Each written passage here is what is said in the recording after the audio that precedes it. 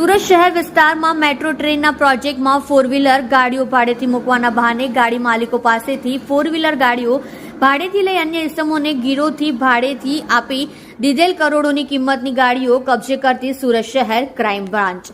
Mayor police commissioner Shri Surat શહેર નાઓ દ્વારા સુરત શહેર તથા અધિક police commissioner Shri crime branch Surat શહેર તથા નાયબ police commissioner Shri crime branch Surat શહેર નાઓની સૂચના આધારે ડીસીબી પોલીસ સ્ટેશનના પોલીસ ઇન્સ્પેક્ટર શ્રીના માર્ગદર્શન હેઠળ જનરલ સ્ક્વોડના police sub inspector Shri crime બ્રાન્ચના ટીમના પોલીસ માણસો દ્વારા સુરત શહેરમાંથી 11 જુદી જુદી મોડલની ગાડીઓ જે સુરત શહેરમાંથી અલગ અલગ લોકોની ગાડી મેટ્રો ટ્રેનના કામકાજમાં ભાડે ફોર વ્હીલર ગાડીઓ મૂકવાને બહાને આપેલ હોય જે અંદાજિત 1 કરોડની કિંમત 11 ગાડીઓ કબજે કરવામાં આવેલ છે.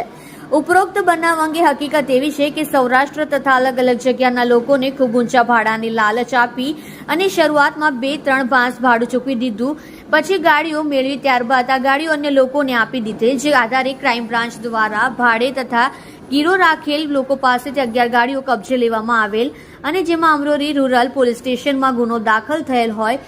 આ મુદ્દામાં સોંપવા તજવીજ કરેલ છે.